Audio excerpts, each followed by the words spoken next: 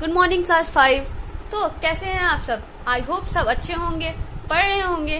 तो चलिए स्टार्ट करते हैं, स्टार्ट नहीं कंटिन्यू करते हैं आपके बुक का chapter 5, that is the equatorial rain forest. Equatorial rain forest, इसमें हमने क्या पढ़ा था कल? इक्वेटोरियल रेन फॉरेस्ट में हम लोग कल क्लाइमेट पढ़ चुके थे, ठीक है, क्लाइमेट और वेजिटेशन पढ़ लिए थे। आज हम लोग को वाइल्ड लाइफ और life in the rain forest पढ़ना है, ठीक है। तो इक्वेटोरियल रेन फॉरेस्ट होता क्या है? इक्वेटर के आसपास का जो एरिया है, ट्रॉपिक ऑफ कैंसर से लेकर ट्रॉपिक ऑफ कैप्रिकॉर्न तक, उसको हम क्या बोलते हैं? टॉरेट जोन, ठीक है, वो है टॉरेट जोन। और उस एरिया में जितने भी रेन फॉरेस्ट हैं उनको हम लोग क्या बोलते हैं? Equatorial rain forest. Equatorial rain forest मतलब जो इक्वेटर के आसपास रेन फॉरेस्ट हैं उनको हम लोग इक्वेटोरियल रेन फॉरेस्ट बोलते हैं। तो सबसे पहले क्लाइमेट के बारे में हमने पढ़ा था कि वहाँ का क्लाइमेट कैसा होता है। वहाँ पे सीजन चेंज नहीं होते, इक्वेटोरियल रेन फॉरेस्ट में सीजन चेंज नहीं होते हैं, और जितना बड़ा दिन होता है उतना बड़ा ही रात होता है। लेंथ दोनों का सेम होता है, और बहुत ज्यादा वहाँ पे वार्म और ह्यूमिड टेम्परेचर है। वहाँ का क्लाइमेट कैसा है? हॉट और humid, hot and humid. Hot क्यों? क्योंकि वो इक्वेटर के पास है, वो 30 डिग्री के अप्रॉक्स रहता है उनका टेम्परेचर, ठीक है। और वो ह्यूमिड क्यों है? क्योंकि जब वहां पे गर्मी ज्यादा है तो ज्यादा इवेपोरेशन होगा। ज्यादा इवेपोरेशन होने की वजह से वहां पे बारिश होते रहती है, वहां पे डेली बारिश होती है 4 बजे के लगभग में, तो ह्यूमिड क्लाइमेट हो जाता है वहां का। इक्वेटोरियल रेन फॉरेस्ट को हम लोग क्या बोलते हैं? ट्रॉपिकल रेन फॉरेस्ट भी बोलते हैं। मतलब ट्रॉपिक ऑफ कैंसर से लेकर के ट्रॉपिक ऑफ कैप्रिकॉर्न के बीच में जो फॉरेस्ट है उसको ट्रॉपिकल रेन फॉरेस्ट भी बोलते हैं, ठीक है। फिर हमने कल क्या पढ़ा था? वहाँ के वेजिटेशन के बारे में। वहाँ पे वनस्पति, वेजिटेशन मतलब वनस्पति, कैसे कैसे पेड़ पौधे हैं, ठीक है। फर्स्ट क्या था? इमर्जेंट लेयर, मतलब जो प्लांट्स का टॉप लेयर होता है उसको हम लोग एमर्जेंट लेयर बोलते हैं। सबसे जो ऊंचा प्लांट होता है उसमें एमर्जेंट लेयर होता है। फिर उससे जो एक लेवल नीचे होता है, ठीक है, ये रहा सबसे ऊपर एमर्जेंट लेयर। उससे एक स्टेप नीचे कौन सा था? Canopy, canopy layer. फिर अब कैनोपी से थोड़ा सा छोटा जो पेड़ होगा उसको अंडर स्टोरी लेयर बोलेंगे। कैनोपी से जो थोड़ा सा छोटा होगा उसको अंडर स्टोरी लेयर बोलेंगे। उससे भी जो छोटा छोटा होगा, मतलब जो ग्राउंड लेवल पे होगा, वो लास्ट में क्या बचता है? फॉरेस्ट फ्लोर बच जाता है। फॉरेस्ट फ्लोर पे क्या उगते हैं? वाइन्स उगते हैं। और वो वाइन्स क्या करते हैं? पेड़ पौधों को, नीचे तो कोई सनलाइट जा नहीं पाता, इतने घने घने पेड़ होते हैं। जब रेन फॉरेस्ट में बारिश ज्यादा होती है तो बहुत ज्यादा घने घने पेड़ होते हैं। अब उन डेंस फॉरेस्ट में सनलाइट नहीं जा पाता नीचे, लिप्स और वगैरह से सब ढके होते हैं, तो सनलाइट तो नीचे जा नहीं सकता है। तो जो वाइन्स होते हैं, मतलब पेड़, छोटे लत्तर होते हैं, वो क्या करते हैं? प्लांट्स को पकड़ के ऊपर चले जाते हैं, ठीक है। प्लांट्स को पकड़ करके ऊपर तक चल जाते हैं और ऊपर जाके उनको सनलाइट मिल जाता है, ठीक है। फिर क्या, अब क्या पढ़ना है हम लोगों को? वाइल्ड लाइफ, वहाँ का wild life of equatorial rain forest. Wild life मतलब वहाँ पे जंगल में कौन कौन से जानवर रहते हैं, उन सब के बारे में पढ़ना है। The equatorial rain forest covers only 2% of the earth surface, but they are home to a large variety of plants, birds, mammal on the earth. जो इक्वेटोरियल रेन फॉरेस्ट है वो अर्थ सरफेस का 2% ही है, पर फिर भी वहाँ पे बहुत सारे वेराइटी के प्लांट्स, बर्ड्स और मैमल्स रहते हैं, ठीक है। कितना परसेंट है इक्वेटोरियल रेन फॉरेस्ट? अर्थ के सरफेस का बस 2% ही है, ठीक है। अर्थ के सरफेस का बस 2% है, पर फिर भी वहाँ पे बहुत सारे वैरायटी के एनिमल्स रहते हैं, प्लांट्स, बर्ड्स, बहुत सारे वैरायटी के पाए जाते हैं। Monkey, chimpanzee, flying foxes, flying squirrel, sloths, gorilla, elephant, jaguars are some animals that are found in the equatorial rain forest. Equatorial rain forest में कौन कौन से एनिमल्स पाए जाते हैं? ये सारे एनिमल्स, फॉक्स, ठीक है, monkey, chimpanzee, flying squirrel, sloth, gorilla, elephant and Jaguar. तो इस सबका फोटो भी दिया हुआ है। मार्मोसेट, ये कौन सा एनिमल है? ये मार्मोसेट है। ये एनाकोंडा स्नेक है, एनाकोंडा स्नेक। फिर ये क्या है? Jaguar. Komodo dragon, Komodo dragon. ये क्या है? गोरिल्ला। लेमर, मकाओ, ये क्या है? मकाओ। और ये क्या है? स्लोथ। क्या है? स्लोथ। फिर क्या हमने पढ़ा था इसमें? There are also many brightly coloured birds such as toucans, parrot and macaw. बहुत सारे ब्राइट कलर के बर्ड्स भी पाए जाते हैं। यहाँ पे बर्ड्स, प्लांट्स और एनिमल्स का वैरायटी पाया जाता है, बहुत सारा लार्ज वैरायटी पाया जाता है।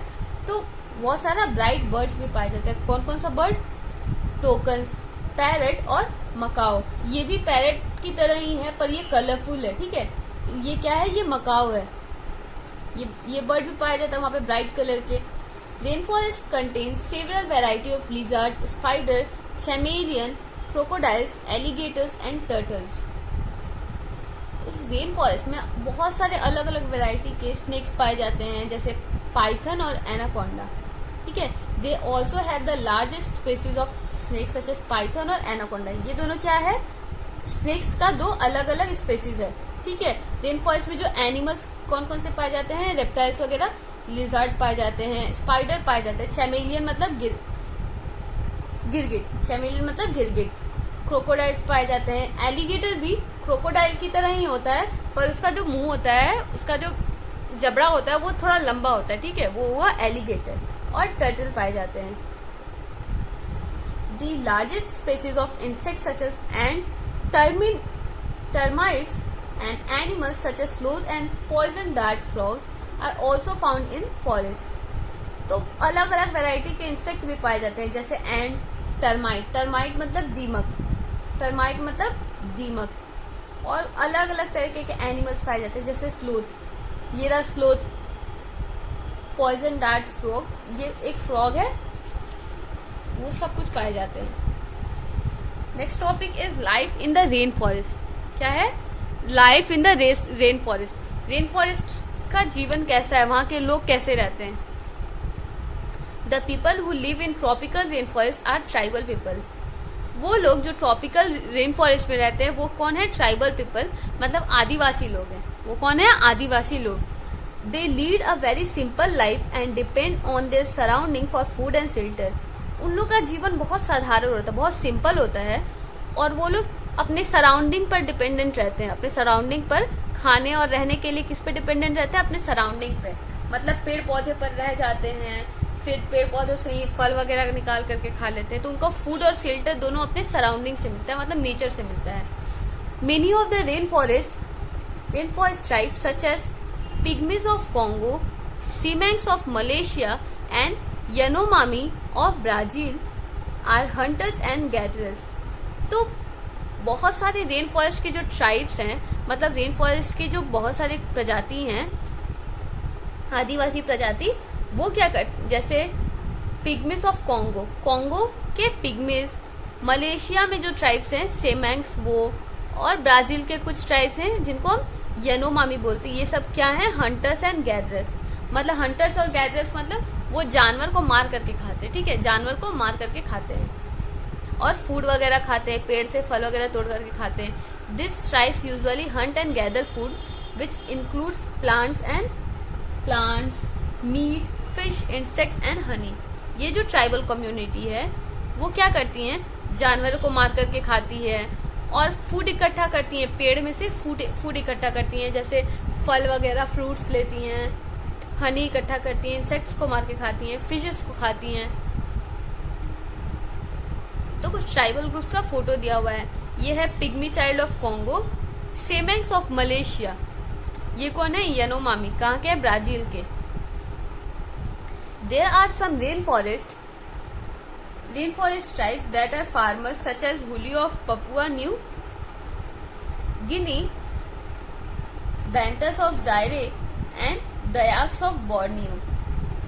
तो कहीं कहीं की रेन फॉरेस्ट ट्राइब जो हैं, मतलब कहीं कहीं का जो आदिवासी प्रजाति है, रेन फॉरेस्ट की जो आदिवासी प्रजाति है वो क्या है? फार्मर्स हैं, मतलब क्रॉप प्रोडक्शन करते हैं। वो लोग फूड का प्रोडक्शन करते हैं, क्रॉप प्रोडक्शन, कोई प्लांटेशन करते हैं, ठीक है। The Amazon Indians is the most well known that inhabited the rain forest. Amazon Indians is the most well known tribe that inhabited in the rain forest. Rain forest में एक tribal community है Amazon Indian. ये क्या है? ये वहाँ के Amazon forest के एक ट्राइबल ग्रुप है, मतलब ये आदिवासी हैं अमेजन इंडियंस, ये लोग बहुत ज़्यादा वहाँ फेमस हैं, ये लोग बहुत ज़्यादा फेमस है रेन फॉरेस्ट में रहने के लिए। This tribes clear a part of forest by burning and then the plant crops in that area for 2 या 3 years। तो मतलब ये लोग, ये जो ट्राइब्स हैं, जो अमेजन इंडियंस हैं, ये एक आदिवासी का प्रजाति है। वो लोग क्या करते हैं, वो लोग फॉरेस्ट को काट करके जला देते हैं, वो फॉरेस्ट को काट करके जला देते हैं और वहाँ पे क्रॉप प्रोडक्शन करते हैं 2-3 साल तक। फॉरेस्ट को काट करके जला देते हैं अमेजन इंडियंस और उसको क्या करते हैं, वहाँ पे क्रॉप प्रोडक्शन करते हैं। This type of agriculture is known as shifting agriculture. इस तरह के एग्रीकल्चर को हम क्या बोलते हैं, शिफ्टिंग एग्रीकल्चर। शिफ्टिंग एग्रीकल्चर का मीनिंग आपके बुक में दिया है, a type of farming where the part of forest is cleared by burning and grow crops for 2 or 3 years। Shifting agriculture में क्या होता है कि लोग क्या करते हैं, फॉरेस्ट को काट कर जला देते हैं और वहाँ पे क्रॉप प्रोडक्शन करते हैं। फॉरेस्ट को जलाने के बाद वहाँ पे उस जगह पे, उस लैंड पे क्रॉप प्रोडक्शन करते हैं, ठीक है। और 2-3 साल तक तो क्रॉप प्रोडक्शन करेंगे, पर जब उनको लगेगा कि लैंड का, उस सॉइल का फर्टिलिटी कम हो रहा है, तो वो उस जगह को अबंडन करके दूसरा जगह चले जाएंगे। अब वो दूसरी जगह ऐसे ही करेंगे, फॉरेस्ट को जलाएंगे, फिर वहाँ पे क्रॉप प्रोडक्शन करेंगे कुछ साल के लिए। तो इसको हम लोग शिफ्टिंग एग्रीकल्चर भी बोलते हैं। क्यों? क्योंकि बार बार वो जगह शिफ्ट होता रहता है, उनका एग्रीकल्चर प्लेस शिफ्ट होता रहता है। When the soil loses the fertility and the crops stop growing, the farmers abandon the land and slash and burn new areas of the forest for farming। तो वही बात मैंने आपको बताया कि जब तक तो ठीक है, जब तक क्रॉप प्रोडक्शन हो रहा है 2-3 साल तक। उसके बाद जब उनको लगेगा कि क्रॉप ग्रो नहीं हो रहा है, फर्टिलिटी खत्म हो गया है सॉइल का, तो वो उस जगह को छोड़ करके दूसरी जगह चले जाएंगे, फिर अब दूसरी जगह क्रॉप प्रोडक्शन करेंगे। इसको हम लोग क्या बोलते हैं, स्लैश एंड बर्न। ये देखिए एक ट्राइबल कम्युनिटी का फोटो दिया है, ये भी एक आदिवासी का फैमिली है। The European who settled in some of the equatorial region of Southeast Africa and Asia introduced plantation agriculture in this area। कुछ यूरोपियंस कहाँ सेटल हुए थे, इक्वेटोरियल रीजन में शिफ्ट हो गए थे। कुछ यूरोपियंस कहाँ शिफ्ट हो गए थे, इक्वेटोरियल रीजन में। इक्वेटोरियल रीजन में क्या क्या आता है, साउथ ईस्ट अफ्रीका और एशिया। यूरोपियंस यहाँ आके सेटल हो गए और लोगों को प्लांटेशन एग्रीकल्चर के बारे में बताएं। क्या चीज़ के बारे में बताएं, प्लांटेशन एग्रीकल्चर के बारे में। प्लांटेशन एग्रीकल्चर का मतलब क्या होता है, आपके बुक के लास्ट पेज नंबर 51 में दिया है। A type of farming where crop such as tea, coffee, jute are grown over a large area for selling and earning money. Plantation agriculture क्या होता है ना, कि आप खुद के डायरेक्ट कंजम्पशन के लिए नहीं आप बनाते हैं, वो प्रोड्यूस करते हैं with the intention for selling it, with the intention of selling it, ठीक है। वो आप बाहर बेचने के लिए बनाते हैं, फॉर अर्निंग मनी। उसको हम लोग क्या बोलते हैं, plantation agriculture. Most of this tribes have either been forced to move by European settlers or have been forced to change their way of living। तो मूव बाय यूरोपियन सेटलर, जब वो लोग यूरोपियंस आ गए यहाँ पे इक्वेटोरियल रीजन में आके रहने लगे, तो वो क्या करने लगे, वहाँ के जो ट्राइब्स होते हैं उनको फोर्स करके दूसरी जगह माइग्रेट करवाने लगे, दूसरी जगह भेज देते थे उनको फोर्स करके जबरदस्ती, या फिर उनके रहने का तरीका चेंज कर देते थे। क्या करते थे, उनके रहने का तरीका भी चेंज कर देते थे। Many rain forest tribes also practice plantation farming instead of growing food crops. तो बहुत सारे रेन फॉरेस्ट ट्राइब्स ऐसे हैं जो फूड क्रॉप ना ग्रो करके प्लांटेशन फार्मिंग करते हैं। मतलब फूड क्रॉप मतलब क्या होता है, जो हम खुद खा सके, जैसे वीट हो गया, राइस हो गया, इन सब का प्रोडक्शन ना करके जैसे कोका, रबर, कॉटन, ये सब बनाने लगे ताकि इन सबको बेच सके। प्लांटेशन फार्मिंग मतलब ऐसा चीज बनाना जो आप बेच सके with the intention of selling it. This crops are sold to earn money. Plantation farming का जो क्रॉप्स होता है उसको क्यों बेचते हैं, फॉर अर्निंग मनी, ठीक है। तो in this chapter you have learn the equatorial rain forest are found near the equator in South America, Africa, Australia and South East Asia. इसमें क्या पढ़ा आपने, कि जो इक्वेटोरियल रेन फॉरेस्ट होता है वो कहाँ कहाँ पाए जाते हैं, इक्वेटर के आसपास, साउथ अमेरिका में, अफ्रीका में, ऑस्ट्रेलिया में, साउथ एशिया में। The climate here is usually hot and humid. जब इक्वेटर के आसपास का एरिया है तो वहां पे तो हॉट एंड ह्यूमिड क्लाइमेट होगा ही। The vegetation of rain forest grow in distinct layer. जो रेन फॉरेस्ट का वेजिटेशन होता है वो अलग अलग लेयर में उगता है। सबसे पहले सबसे ऊंचा पेड़ आ जाता है, उसके बाद उससे थोड़ा सा नीचे का पेड़ होता है, अलग अलग लेयर बन जाता है। The rain forest are home to largest variety of plants and animals. जो ये फॉरेस्ट जो है रेन फॉरेस्ट वो अर्थ सरफेस का 2% ही कवर करता है, पर यहाँ large variety of plants and animals exist करते हैं। People in this rain forest are hunter gatherers और farmers who practice shifting agriculture. Rain forest के जो लोग हैं वो क्या हैं, हंटर्स और गैदरर्स है, मतलब जानवर को मार के खाते हैं या फिर पेड़ से सामान इकट्ठा करके खाते हैं, और शिफ्टिंग एग्रीकल्चर को प्रैक्टिस करते हैं। मतलब शिफ्टिंग एग्रीकल्चर, पहले एक जगह का फॉरेस्ट जलाएंगे, वहां पे फिर क्रॉप प्रोडक्शन करेंगे, फिर क्या करेंगे, कुछ दिन बाद जब वहां पे फर्टिलिटी खत्म हो जाती है तो वो शिफ्ट कर जाएंगे, अब दूसरी जगह वही काम करेंगे। Plantation farming is also practice by some people in rain forest. Rain forest के में बहुत सारे ट्राइब्स ऐसे हैं जो क्या करते हैं, प्लांटेशन फार्मिंग करते हैं, मतलब ऐसे क्रॉप्स उगाते हैं जो वो डायरेक्टली कंज्यूम नहीं कर सकते, वो बेच देते हैं और पैसा अर्न करते हैं। ठीक है, तो आज के लिए बस इतना ही। कल हम क्या करेंगे, इसका एक्सरसाइज क्वेश्चन बनाएंगे। तब तक के लिए बाय बाय, टेक केयर।